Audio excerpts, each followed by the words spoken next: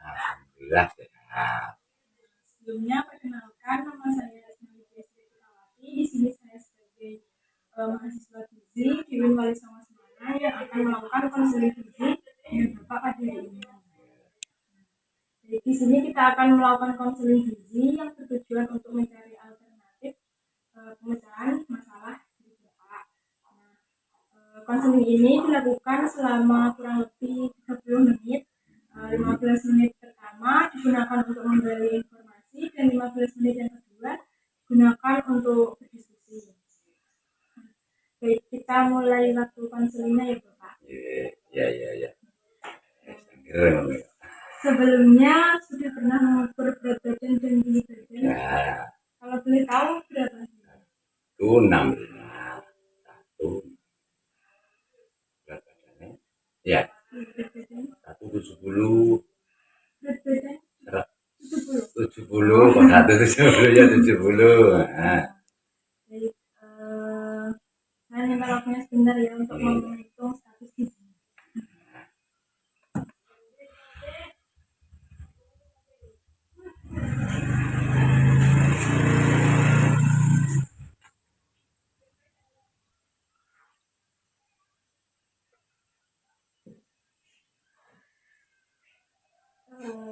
Dari hasil pengukuran perhitungan status gizi, mohon maaf ya Bapak, ini termasuk dalam kategori obesitas tapi masih ringan.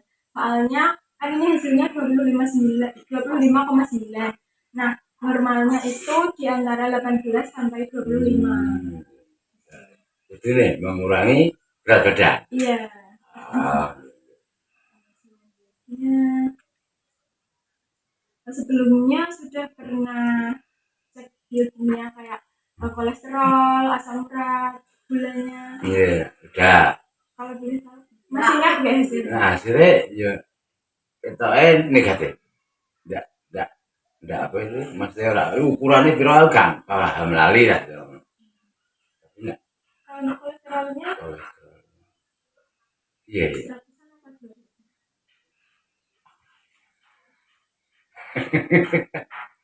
Enggak. Normal viral. Normal. 200. Tahu. Yo, tahu tapi lah. Nah, sing apa kuwi? Tensi pasti lah. Tensi pasti. Kolesterolnya mungkin ratusan luwih.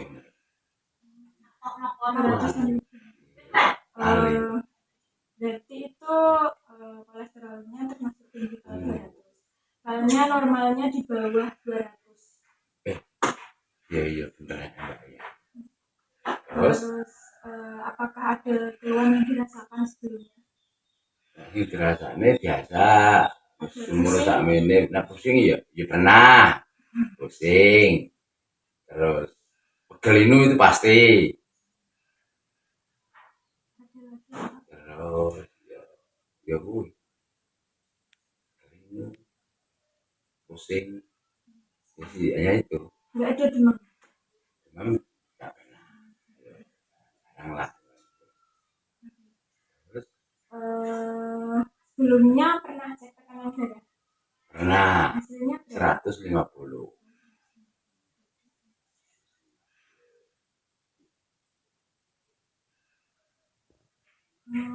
150 ini tergolong tinggi tapi enggak yang tinggi gitu. Soalnya yang 100 sampai 200. Ini kan kategorinya ada 3. Kalau normalnya itu kurang dari 120/80. Kalau prehipertensi itu 120 sampai 139 per 80 sampai 89. Terus yang hipertensi tipe 1-nya itu 100 di antara 140 sampai 159 per 90 per 99. Kemudian yang tipe 2-nya 160 sampai 179 per 100 sampai 109. Kemudian yang hipertensi tipe 3-nya itu lebih dari 180 sampai lebih dari 110. Berarti ini per 90 Mbak. Biasanya per 90.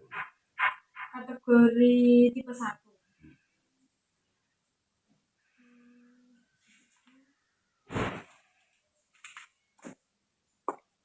Selanjutnya saya akan menanyakan pola makan sehari-harinya Bapak. Lagi. Biasanya Bapak makan utama yang makan besar itu berapa kali? Ya 3 kali sampai 4 kali. 3 sampai 4. Ya. Berarti pagi, Pagi, siang, kadang sore, kadang sampai malam.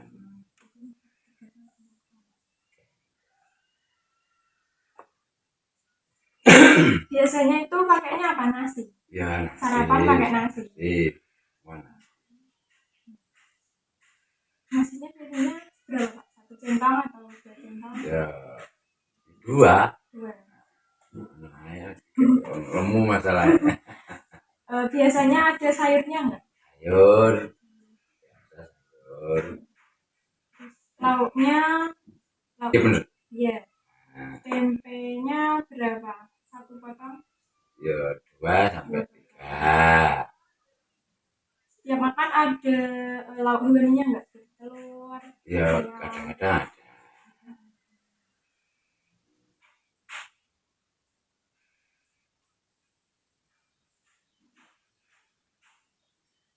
Makan siangnya juga sama? Sama. Menunya sama? Sama, wis podo ae. Sehari sama berarti? Sama, ngono ae gampang-gampangan. Sampai yang ngono ini. Biasanya ada ngemil enggak Pak? Ngemil pasti. Biasanya ngemilnya apa? Ya goreng-gorengan. Goreng-gorengan nah wis ae. Sehari biasanya makan gorengan berapa kali? Ya 1, 2. Ngono wis ae. Kemudian sering makan buah atau tidak? Wah ya sering lah, biasa. Biasanya seminggu berapa kali? Mungkin sampai orang kabeh. Ya. Seminggu 2 kali, 3 kali, ngono wis. Wae. Ora sempet akono. Biasanya sehari konsumsi air putih 2 liter. 2 liter. 2 liter pasti, 2 liter pasti.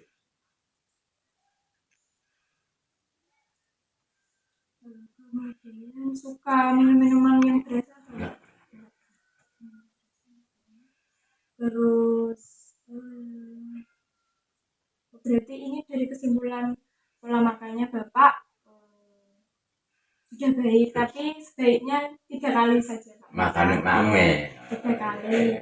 Biasanya itu aturannya 3 kali makan utama, 2 kali ngemil selingan sarapan makan siang jam 10-11 itu, sama sore jeda antara makan siang sampai makan malam. Kesibukannya sehari-harinya ngapain? Sekarang Bener ya? sebelumnya pernah didiagnosis riwayat penyakit atau tidak?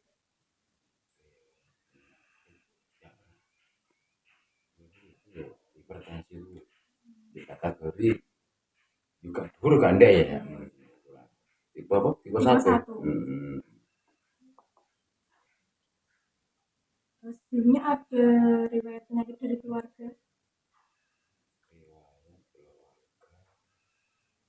Nah, bapakku ya padha. Hipertensi. Nggih, ya iku ngono kuwi. Turunan.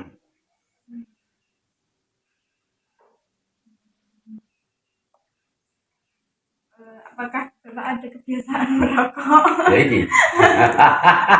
Biasanya sehari 1 bungkus. 1 bungkus. Kopi enggak? Nah. Kalau teh? Teh biasa ya. Sehari berapa kali? 2 kali. Pagi sama sore.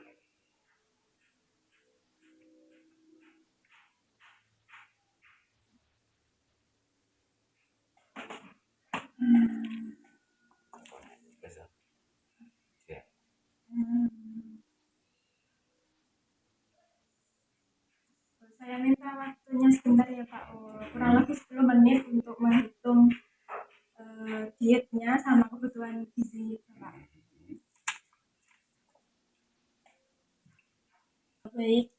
kasih atas waktunya telah menunggu saya. Dari hasil perhitungan kebutuhan gizi Bapak sehari itu energinya 2450 kilokalori, kemudian proteinnya 91,8 gram, lemaknya 54,4 gram, kemudian karbohidratnya 398. Kemudian tadi saya sudah membuat contoh menu. Nah, di sini bisa dilihat ya Bapak. Saya membuat menu sehari ini berdasarkan ini ya Pak, daftar bahan makanan penukar. Nah, saya menulis di sini nasi yang pagi itu mengkonsumsi 100 gram. 100 gram itu satu centong. Satu 100 gram. Nah, misal diet ya. Iya. Terus di sini misal Bapak nggak ingin makan nasi, di sini bisa diganti.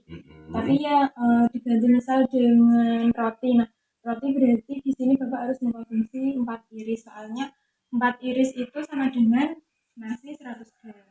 Jadi nilai gizinya tetap sama. Kemudian yang hewaninya di sini contohnya ayam satu potong itu 50 gram. Nah, di sini misal Bapak nggak mau ayam, boleh mencari yang lain. Misal satu potong ayam itu sama dengan telur 1 butir. Kudune sehari apa satu kali makan itu. Tapi siang ini bertahap nasinya 1,5. Tapi luwih akeh apa? Iya, soalnya kan aktivitasnya wis mulai kerja kan pamane ya. Terus makan sungainya contohnya kayak puding, nagasari, gambar ya kayak jajan gitu. Terus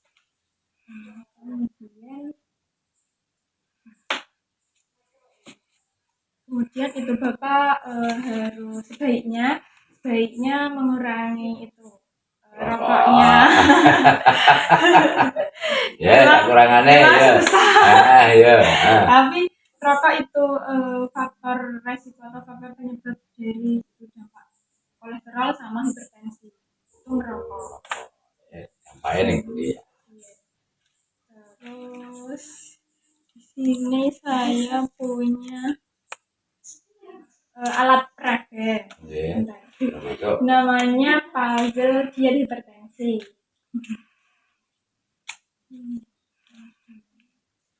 Di sini tertuliskan makanan yang dianjurkan dan tidak dianjurkan pada diet hipertensi.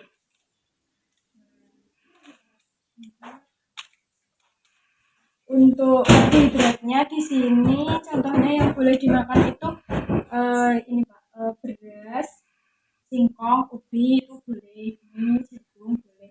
Terus yang nggak boleh biskuit. Oh, biskuit malah nggak boleh. Iya, soalnya biskuit ada itu garamnya tinggi. Boleh tapi dibatasi sekali. Terus kemudian protein hewaninya di sini contohnya ayam tapi yang tanpa kulit. Soalnya, kulitnya malah nggak boleh. Iya, soalnya kan ada kolesterol juga ya kulitnya. Terus selain ayam tanpa kulit ada ikan, ada telur. Terus yang tidak. Nggak boleh ya itu. Ini yang boleh. Oh, yang boleh. Tapi yang ayamnya yang tanpa kulit. Terus yang nggak boleh itu ikan yang kaleng itu Pak, sarden. Itu nggak boleh, soalnya udah diolah ada kandungan tambahan garamnya. Kemudian sayurannya semua sayuran boleh, yang segar boleh. Terus yang nggak boleh itu asinan sayur. Asinan sayur termasuk iya. Boleh. Soalnya ada penambahan garam. Ya. Terus buahnya semua buah yang segar itu boleh dikonsumsi. Kemudian yang tidak boleh itu buah dalam kaleng. Yang biasanya di supermarket kan ada. Iya. Itu sama manisan, asinan buah itu nggak boleh. Terus minumannya di sini teh.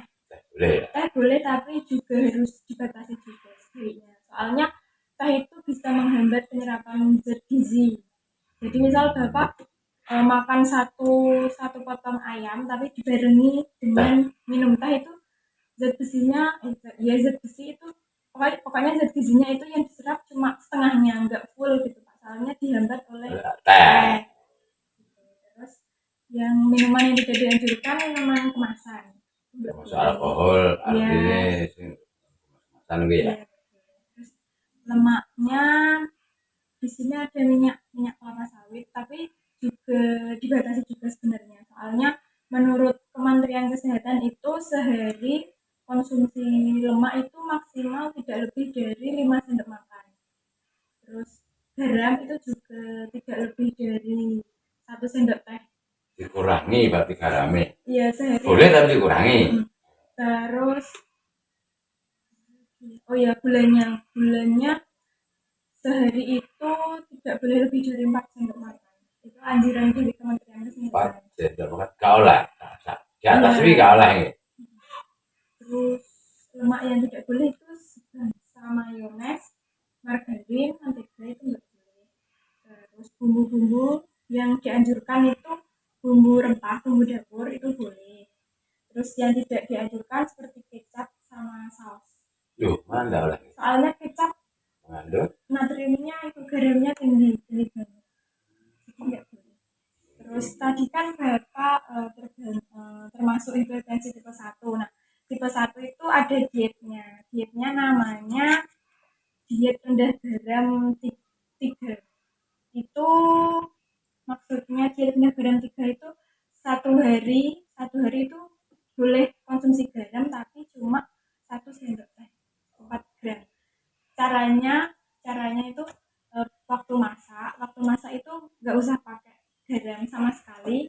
Terus waktu saat mau makan itu baru dikasih garam. 1 sendok teh itu dibagi lagi menjadi 3 kali makan. Jadi sekali makan ngambil sedikit garam dari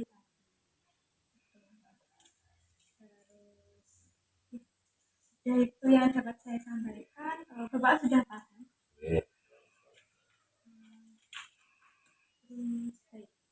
Sesi konselingnya sudah selesai. Semoga dapat menerapkan dietnya di rumah. Dan mohon maaf bila ada tutur kata yang kurang berkenan.